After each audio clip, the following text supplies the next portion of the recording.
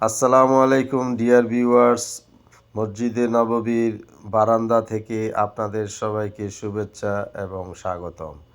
দেখুন কিভাবে মসজিদে নববীর বারান্দাগুলো পরিষ্কার করা হয়।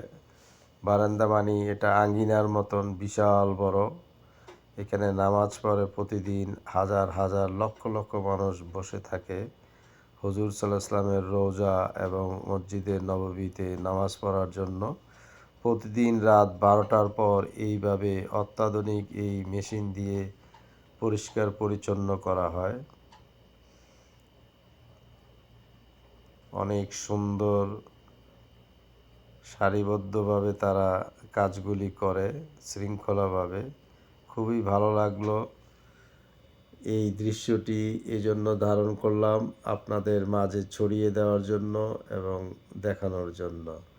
সবাই ভালো থাকবেন, সুস্থ থাকবেন। আল্লাহ হাফেজ।